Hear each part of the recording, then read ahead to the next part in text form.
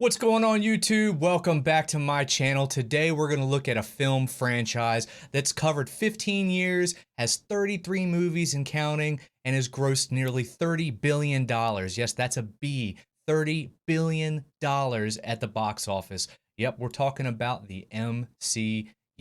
But I'm not going to rank all 33 films. I'm not going to make you sit through an hour and a half long video. Today we're going to count down my personal top 10, my favorite 10 MCU movies thus far. So let's get to it.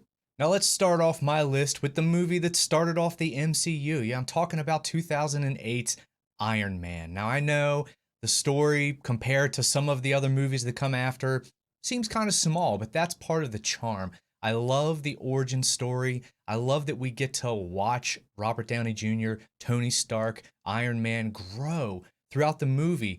It's fun to go back and see where it all started. And, he doesn't just take off up, and away. I mean, there's a lot of trial and error. We watch him work out the kinks, figure out what works and what doesn't, and figure out that, he, hasn't been supplying these terrorists with weapons, but he's certainly been, oblivious to it and all the underdealings that have been happening in his company. So it's awesome to see Tony Stark start taking some accountability for his cause and go into action and becoming a superhero, becoming Iron Man. I love Jeff Bridges as Obadiah Stane. I think he's an underrated villain. He definitely falls into that similar powers of the hero thing. Obviously, it's an iron suit against an iron suit in the finale, but it works for me. I love having Jon Favreau both as the director. He's proven to be a very good director, but also as Happy Hogan, one of my favorite side characters in the entire MCU. Obviously, we have Gwyneth Paltrow as Pepper Potts. She's electric in this movie. So it's just a lot of fun. It's a great origin story, and it's a great jumping off point for some of the crazier stuff that's going to happen later. Again, I know we're seeing things that are beyond our comprehension in Iron Man, but at least it's technology, and technology can be understood. We're not looking at magic. Thor hasn't come down from Asgard yet, so we're not talking about the multiverse. It's a pretty humble beginning, but it's a perfect beginning to the greater MCU. And I don't care how many movies come out, this one will always hold a special place in my heart. Iron Man is my favorite character. Robert Downey Jr. absolutely murdered this role. I'm not the only person to say that, obviously. But I don't think the MCU is here today without this movie, so I have to give it its respect, and it deserves the number 10 spot. Now, number 9 on my list is going to be one of the more recent entries in the MCU. It's 2023's Guardians of the Galaxy Volume 3. This is one of my favorite movies that's come out recently by them, and it's no surprise. The Guardians movies have been arguably the greatest trilogy in the MCU, and part 3 absolutely stuck the landing. If this is the last time we see these guys together, what a way to go out. What a way to go out. Rocket's story, seeing his origin. Bradley Cooper did such an amazing job in the vocal work. Peter Quill, Chris Pratt, what an amazing performance. All the lead actors showed up. I love the High Evolutionary as a villain. Truly a detestable person.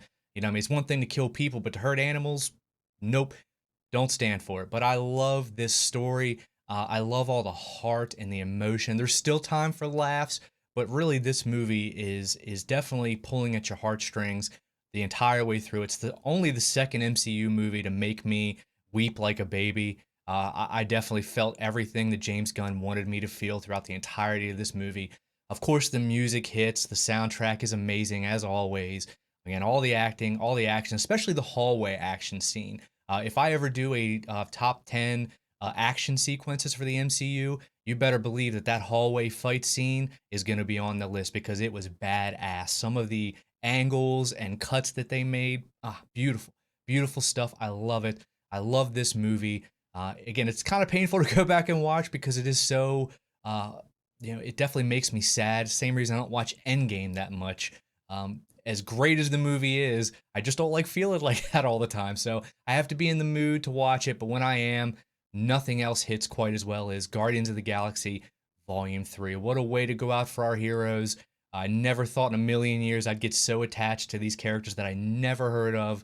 But that's just a testament to James Gunn's ability to direct and create endearing heroes out of nothing, out of absolutely nothing. So I'm excited to see what he does for DC, but he definitely left his stamp on the MCU with his Guardians movies, and this one deserves the number 9 spot. Guardians of the Galaxy Volume 3, easily one of the best movies the MCU's put out the last 5 years.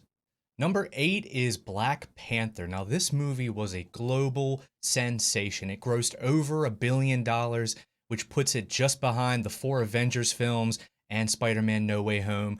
Spoiler alert, we're probably going to see some of those a little bit later down the list. But Black Panther, I mean, it hit all the right notes. It was an absolutely perfectly directed, perfectly scored. The music, the soundtrack, everything hits. But it's really anchored by its 2 leads. We have Chadwick Boseman, the late Chadwick Boseman, R.I.P. We miss you. Man, that one hurt. And it also has a captivating villain, which is really what elevates a lot of these movies. Eric Killmonger, played by the always fantastic Michael B. Jordan, you get it. You get his point. I mean, why is Wakanda hoarding all of this advanced technology and allowing its people, other people out in the world, to suffer when they could help so many? So I get his point. I mean, the way he goes about it, you could probably a better way, but there's no denying the guy makes sense. And that's, what works for me is a villain that you can get behind, a villain that you don't necessarily want to see lose, at least not, I didn't want to see him die at the end. I'd hoped that he would get defeated, but maybe him and T'Challa could come to some sort of arrangement. But his line at the end where he'd rather be dead than in a cage, just amazing. So that death is better than bondage. It's an amazing quote, an amazing movie, beautifully performed. I love this movie so much. I watch it all the time. Not as much anymore, just because again it makes me really sad that Chadwick is no longer with us. So I have a hard time watching some of his older movies, but anytime I need a really badass superhero fix, this is one of the ones I do tend to go to more often because it's visually stunning. Some of the CGI is a little wonky. Not a huge fan of the ending, or this might be even higher. I hate the CGI fight between the 2 Black Panthers down in that little train area. So that's really what brings it down for me, but everything else in the movie works. It's awesome to see Andy Serkis anytime we can in front of the screen. Claw was one of my favorite characters. Really sucked to see him get iced. But other than that, fantastic movie, damn near a perfect movie. I love Black Panther. Easily deserves a top 10 spot, and it's number 8 on my list.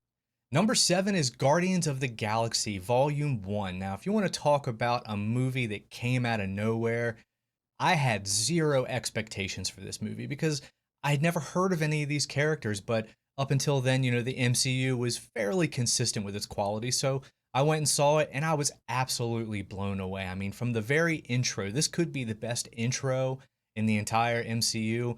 Watching Peter Quill sing to "Come and Get Your Love" while he's doing his, cave diving and foraging for the orb. I love that entire scene. I love the way that he approaches combat. He's not an expert hand-to-hand combatant, but he's a very quick-witted, very smart. And he uses his tech and his brains to kind of get the best of people.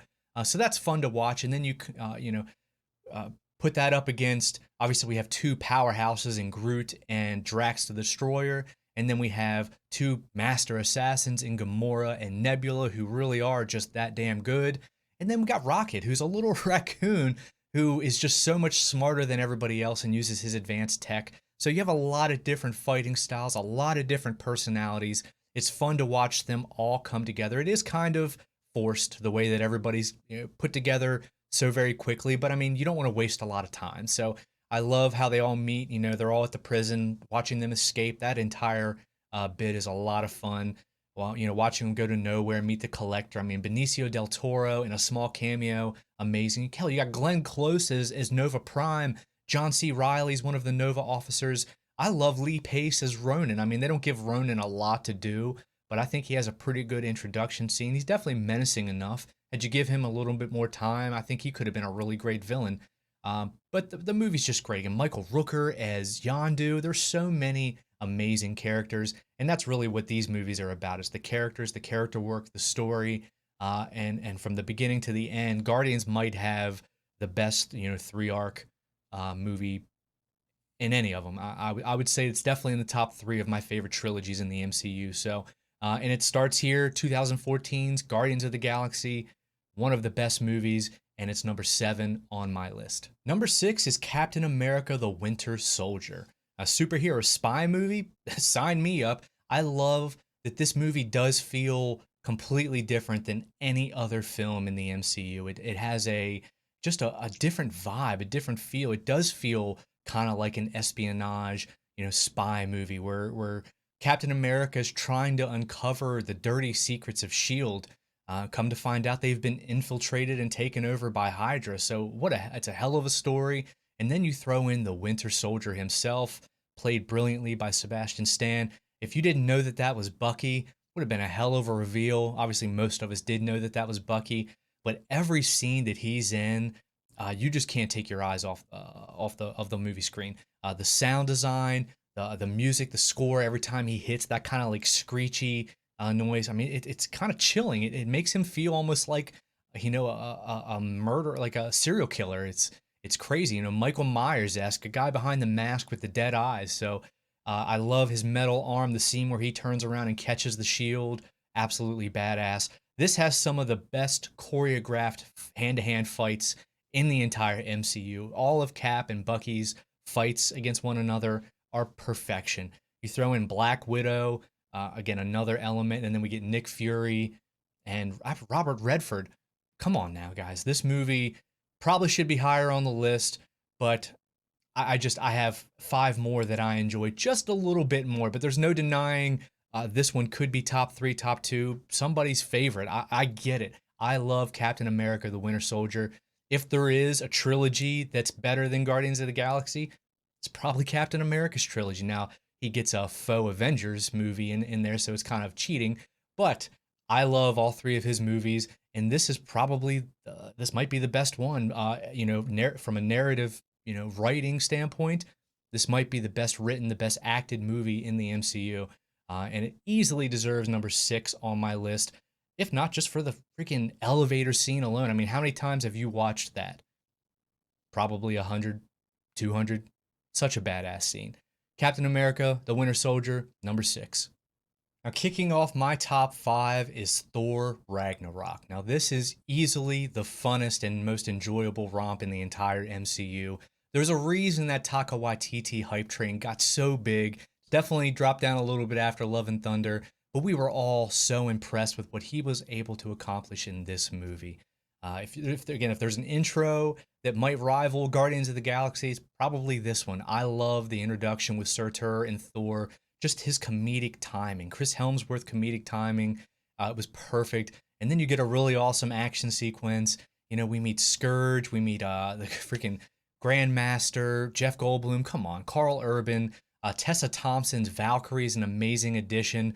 Korg and Meek, two hilarious side characters. There's just so much to love, and that's not even talking about Thor versus Hulk. I mean, come on, we get the Hulk back in the movie. We actually finally get to see those two have a knockout, drag-out fight for a little while. We got a little tease in Avengers, but this one is much more satisfying, even though we don't get a proper ending thanks to the Grandmasters cheating. I don't understand how Electric is so effective against Thor, but that's a completely different conversation and a small gripe in an otherwise perfect movie. I love all the acting. I love all the comedy. There's so many amazing one-liners. Is he though? There's so many amazing parts of this movie. And then I haven't even talked about Hela yet. I mean, Cate Blanchett as Hela is one of my favorite, if not my favorite villain in the entire MCU. I love just her demeanor, the fact that she knows that she pretty much can't be beat, especially when she gets to Asgard. So she's just so wonderfully cocky and arrogant, and she backs it up. She decimates the entire Asgardian army. She, kills the Warriors 3 like they're nothing, and she would have won if not for Thor's quick thinking to initiate Ragnarok. So it's a crazy, awesome movie. I love we get a little Doctor Strange cameo, his fun little back and forth with Thor, the whole sorry. Again, there's so many moments that just make me laugh. And at the end of the day, I want to be entertained, and this movie entertains me in spades. Probably my most rewatched MCU movie because, again, I like the comedy, I like the action. There are certain things that the other movies we're about to talk about do a little bit better for me, but this one would easily, again, you could make a case for it being 4, 3, 2, or even 1 if this is your bag and this is what you love. I get it. I love Thor Ragnarok, number 5 on my list. All right, now that we're in the top 4, for me, these 4, the order is irrelevant. These are the 4 movies that just make me feel some kind of way. They absolutely rock me every time I watch them. They just make me feel something, whether it be a youthful joy that I haven't felt since I was a kid to actual physical pain in my heart. So, number 4 is Captain America Civil War. And what this movie makes me feel is just my entire childhood. Everybody that grew up loving comics, loving superheroes, had the action figures, lined them up, and did a superhero battle. That's something that we all did. I guarantee you've probably done the same thing. And to see it play out on screen, you know, our heroes fighting it and duking it out, all their different powers. I mean, we get the introduction of Spider-Man. So badass. The reason it doesn't work as well as it could have, and the reason I didn't put this one at like 2 or 1, is because it doesn't really have any true stakes other than the ultimate, dissolvement of the Avengers. Nobody dies, nobody gets killed. Rhodey gets paralyzed, but they end up kind of undoing that with technology. So, again, aside from the Avengers breaking up temporarily at the end of the movie, which probably ultimately led to Thanos' victory in Infinity War, this movie didn't have the final punch that I wanted. But what it does have are 2 all-time action sequences. The airport scene, you know what I'm talking about, badass. I love seeing Giant Man for the first time. We get to see a lot of truly powerful beings fight off against one another. And then the fight scene that I like even better is the one at the end between Iron Man, Bucky, and Captain America, because there you do have one man who's trying to kill at least one of the other guys. I'm sure he wasn't trying to kill Cap, never would have killed Cap, but he was trying to kill Bucky. So there are some actual stakes to that fight. Some of the choreographed, fight parts are beautifully done. I love a lot of the combo moves, the part where Cap blocks the beam. I mean, that stuff's right off like a comic book panel. It's beautifully done, beautifully directed. We get the introduction of Black Panther. I like that in this movie, it looks like he's actually wearing a suit. I think that they definitely downgraded in Black Panther with his new suit. I liked the original one a lot better. I love the way he fights. He fights like a cat. He's very kind of nimble and aggressive. A lot of really awesome moments with him. I don't have a lot of complaints about this movie other than I wish they would have. I can't believe I'm saying this. I wish they would have killed somebody. I wish they would have made this movie really have an immediate, like, holy shit, I can't believe that just happened. Other than that, it's a damn near perfect. They call it Captain America, but it's an Avengers. It's an Avengers light movie. So, amazing movie. Number 4 on my list. Could be 3, 2, or 1. It's hard to argue. And you want to talk about making me relive my childhood? Number 3 movie, Spider-Man No Way Home. I mean, if you grew up in the 90s and you fully understood the hype for the original Spider-Man movie, I don't need to tell you how big of a deal it was to see Tobey Maguire come back. Andrew Garfield, I loved the Amazing Spider-Man movies, both of them actually. I thought that the second one was, a bit messy, but I liked both movies. I'm sad he never got his third. It was great seeing him come back and get some redemption, being able to save MJ when he couldn't save Gwen. But really, for me, watching Tobey Maguire step through that portal, oh God, I didn't cry, but man, I felt it in my chest because that was my childhood. Those movies, up until that point, all I really had was Batman.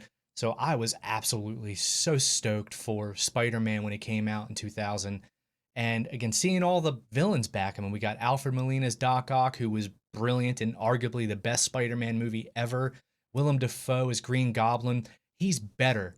He's absolutely better in this movie than it is in the first Spider-Man. I love that they don't cover his face. They give him the creepy hood. His suit is so much better. The scene in the apartment with him and Spider-Man fighting and he's laughing as he's getting punched in the face creeped the shit out of me. I love it. I love it. That would, again, would be another one that would be very near the high mark for my best fight scenes in the MCU. I love that entire bit. And then it ends with the tragic death of Aunt May. And you realize that we had been watching Spider-Man's origin this entire time. We thought we skipped it, but in reality, we were watching it for 3 movies. He finally hears the words, and we knew she was dead at that point. And then the movie just has one of the best climaxes that I've ever seen. Watching all 3 Spider-Men fight together to fight all of those. I mean, it wasn't a Sinister Six, but it was damn close, okay? We had all the villains, all the Spider-Men, great banter. Peter 1, Peter 2, Peter 3. I mean, come on, guys. They even did the finger point. Peter, who, you, me, you. I mean, it was perfect. Was it fan service? Fuck yeah, it was. Of course it was. But I don't care. It was so amazing. It was made for me. For people like me that grew up with those movies, it was absolutely all for me. I loved it. Number 3 on my list. It could probably be number 1. It's just tough to top these first two. So let's go ahead and get to number 2. Number 2 is going to be Avengers Endgame. And the reason that Avengers Endgame is not number 1 is, like I said earlier, it's just kind of a tough watch. I mean, it starts with watching Clint's family get snapped away, dusted away. I mean, as a father, whew, I mean, if I just turned around and my wife and kids were gone, I would lose my mind. And then watching, how much pain and suffering everybody has to go through. Now, when the Avengers, get to avenging, I do love watching them kill Thanos. I do love all of the time travel stuff. I mean, Iron Man kind of figures it out laughably quickly. I mean, I'm sure he'd been working on it for a while. Just kind of ironic that, they come to him and they're like, "Hey, we have this idea." And he's like, "Hey, I'm going to go invent time travel." Again, a small gripe. We've seen shit like that through the entire MCU, so I'm not going to hold that against it. The last 45 to 50 minutes of this movie, pretty much from the time that Cap goes and wakes up Iron Man and they walk, the Trinity walks down, you see their feet, and, you could not live with your own failure. And where did that lead you? Back to me. I mean, what a cold line. And from that moment forward, pretty much until the snap, I could watch that any day, all day, every day. I have watched it dozens and dozens and dozens of times. I usually turn it off after the snap. I just don't like watching Iron Man die. Breaks my heart. This movie made me cry like a baby the first time I saw it. And most of us knew that something like this was going to happen. We were not prepared. I was not prepared. But anytime I can sit down and watch the entire movie, you just go through every single emotion possible. I mean, watching, the Avengers, the portals, watching everybody come through the portals and hearing Captain America finally say Avengers Assemble. If that doesn't make my hairs are already standing up if just thinking about it. If that doesn't make the hair on your arms stand up and give you just the, oh, fuck yes. I mean, that's what it's all about, guys. That's what it's all about. One of the most badass movies in the entire MCU. It was the culmination of so much time and effort and forward thinking. I don't think we'll ever see anything like Avengers Endgame ever again. It pains me to say that, but I'm also so grateful that I got to be a part of it, got to be a part of the ride from the very beginning, and fully appreciate what they were doing. So Kevin Feige, everybody that was a part of that journey, thank you so much, because as a fan, I can honestly say you all blew away our expectations. What an amazing movie. Again, you could make an argument that's number 1. I'm just going to put a different one at number 1 because of my own personal bias. I love number 1, Avengers Infinity War. I like Thanos' story. I love the intro to this where we meet Thanos for the first time. We get to see him kill Heimdall, he absolutely shits on the Hulk. I mean, who saw that coming? He smacks him around in hand-to-hand combat like it was nothing.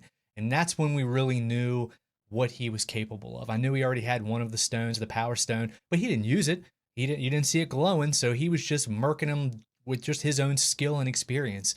So we really, they introduced Thanos, and we were already afraid from the entire, from that moment. Everything is just like this impending doom. The movie just has this fear over the entire bit of it, where you're just waiting for something bad to happen.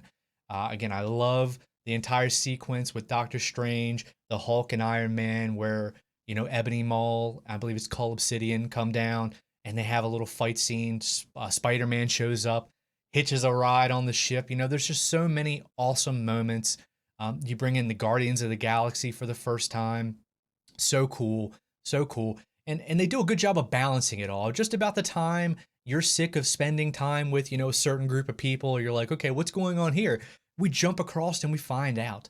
And I mean, I can't even tell you what the best sequence in this movie is. The entire movie, every single scene is perfection. I don't There's not a single part that I skip or want to skip through. I love watching every scene, every action set piece. The fight on Titan is amazing. It is frustrating every time to watch Peter Quill mess up their plan when they had the gauntlet off. I mean, it was almost over. But I mean, it's a movie, okay? It's not like Peter Quill, lost his mind for no reason. It's what the writers wanted to happen. We get it. But still, it's so frustrating every single time. You're just like, you're screaming at the screen, trying to get him to stop. Um, I thought they killed Iron Man there for a minute when he gets stabbed. I was like, oh God. But then, Doctor Strange starts bartering for his life, and you're like, okay, he's going to make it out of this. But I mean, the ending of that movie, the fight in Wakanda, you watch Thanos just walk through the remaining Avengers without really breaking a sweat. And then we have to see him reverse time and kill Vision again. Poor Wanda. And then they all get dusted. The heroes lose. The heroes lose. And it sets up the next movie so beautifully. I don't care that it's a part one. I love watching this movie because, again, Iron Man doesn't die at the end. That's probably it for me. But I think that these two movies together make one of the best stories, part one, part two, in the history of cinema. So that's my number one. That's my list. Guys, let me know your list. If you don't want to do your entire top 10, give me your top five, give me your top three, give me your favorite. I don't care. Roast me. Let me know how stupid I am. I don't care. This is just my opinion. These are just my favorite movies, the ones that I watch the most, the ones that I enjoy the most. It's really all subjective. And again, I'd love to know your opinion. So comment down below. If you're new here, please subscribe. I'm really close to 500. I'd love to get to 500 so I can start expanding the channel a little bit. If you like the video, like the video. It really helps the channel, helps the algorithm. Turn on the notifications so you get my next video alerted. Thank you all so much for all the support. It's truly a pleasure to stand here and talk movies with you, do something that I truly love to do. So thank you all very much, and tune in for the next one. Thank you all. Be good people. Be good to each other. Have a great weekend. Don't drink too much tonight. And if you do, don't drive.